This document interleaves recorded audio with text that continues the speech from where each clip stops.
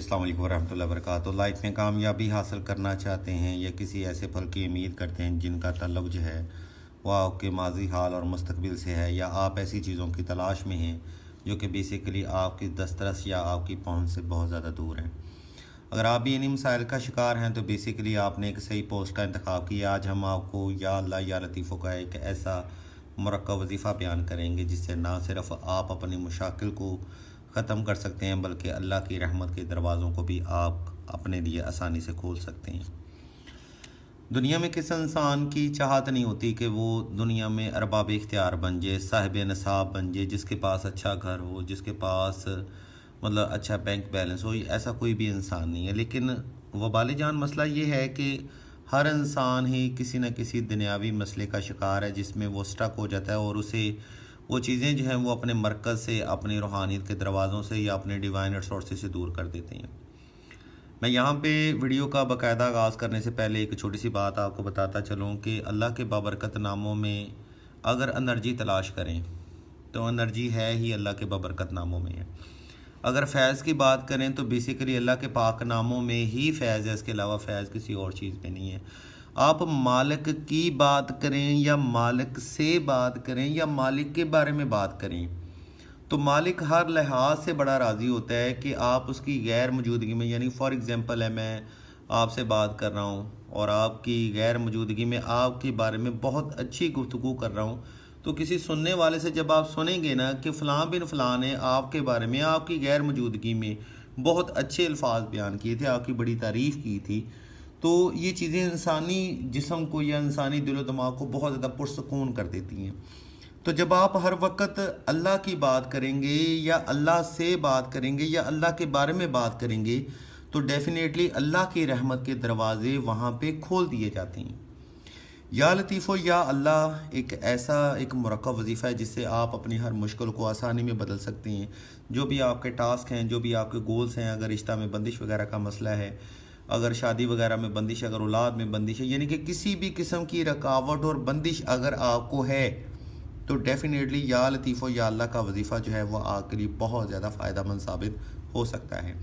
According to tarot अगर बात की जाए तो ये ऐसे अल्लाह पाक के नाम हैं जिनको डिफ़ाइन करना बहुत ज़्यादा मुश्किल है, लेकिन जो कि हमें नस्ल दर नस्ल हम हमारे बुज़ुर्गों से अदाद शुमार जो मुशाहिदात की शक्ल में हासिल हुए, हम बेसिकली उनका जो है वो जायज़ा आपके सामने पेश करें। तो किस्सा मुख्तसर ये है कि शादी वगैरह में बंदिश है, रिश्ता में बंदिश है, कारोबार में बंदिश है, फाइनेंशियली हालात डिस्टर्ब है।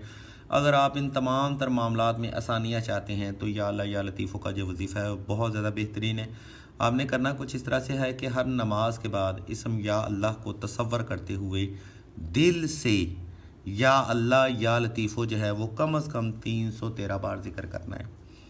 किसी भी वजीफ़ा की इजाज़त के लिए इनबॉक्स करना ज़रूरी नहीं होता। आप अपने मालिक से बात करें तो आप जब चाहे जैसे चाहें कर सकते हैं, लेकिन तरीक़ाकार जो है वो हर इंसान का एक मुख्तलिफ तरीका होता है। तो आपने हर नमाज के बाद जब आप फ्री होना है तो आपने इसम अल्लाह को तसव्वुर कर लेना है अव्वल व आखिर दुरूद शरीफ की शर्त के साथ। तो जब आप इसम अल्लाह तसव्वुर कर लें, फ़ोकस कर लें, आपकी इमेजिनेशन जो है वो कंप्लीट हो जाए, तब आपने दिल से या अल्लाह या लतीफ़ो या अल्लाह या लतीफ़ो या अल्लाह या लतीफ़ो या अल्लाह या लतीफ़ो, ए अल्लाह ए नरम करने वाले, ए अल्लाह ए नरम करने वाले, ए अल्लाह ए नरम करने वाले। जब आप अल्लाह को ऐसे पुकारेंगे ना तो अल्लाह की ज़ात भी आपके तमाम तर मामलात में नरमी, शफ़क़त और मोहब्बत का पहलू रखेंगे।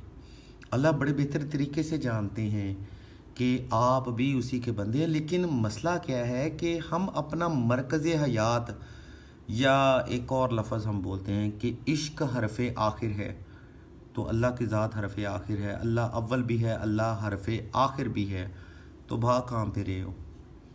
शुरू में भी अल्लाह को पुकारो, एंड के ऊपर भी अल्लाह को पुकारो, दरमियान में भी अल्लाह को पुकारो, हर हर दम में अल्लाह को पुकारो, हर मसले में आप अल्लाह को पुकारो, हर सांस के साथ अल्लाह की ज़ात को पुकारो। डेफिनेटली वो आपके मसले हल करेगा। ये एक छोटी सी बात है जो कि मैं डिफ़ाइन करना चाहता हूँ कि अगर मुंह उसने दिया है ना तो याद रखिएगा रिज़्क भी उसी ने देना है। अगर पाँव उसने दिए हैं ना तो यकीनन जूता भी वही लेके देगा। तो फिर परेशानी किस चीज़ की है? आप मरकज़ से क्यों भागते हो? अल्लाह खुद फरमाता है कि मैं तुम्हारी मेहनत का पहले पूरा पूरा जायज़ा लूँगा और फिर मैं तुम्हारी मेहनत का तुम्हें पूरा पूरा टर्न आउट दूँगा और मैं किसी के साथ नाइंसाफ़ी नहीं करूँगा। आप मेहनत तो करें। आज जब मेहनत करेंगे तो इंशाल्लाह आपको इन तमाम तर मामलात में शदीद आसानियाँ हासिल होंगी। लेकिन शर्त ये है कि आपने अल्लाह की ज़ात को दिल से और वाहदुल वजूद की कंडीशन से और इश्क़ के हरफ़े आखिर की कंडीशन के ऊपर आपने अल्लाह की ज़ात को पुकारना है। दिल से कीजिएगा। दिनों की कोई कैद नहीं है। आप ऐसे भी पॉसिबल हो सकता है कि वो एक बार पुकार सुनने के ऊपर अगर कुदरत रखता है तो वो जवाब दे सकता है पहली पुकार में ही। उसका मूड है, वो मूड का बादशाह है।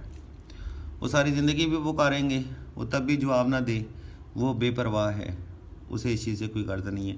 लेकिन वो डेफ़िनेटली आपकी मेहनत का पूरा जायज़ा लेगा और आपको एक पॉजिटिव टर्न आउट ज़रूर देगा। वज़ाइफ की मज़ीद मालूमात या रूहानी मसाइल के लिए आप हमें DM भी कर सकते हैं और आप हमें इनबॉक्स भी कर सकते हैं। जज़ाकल्लाह जी।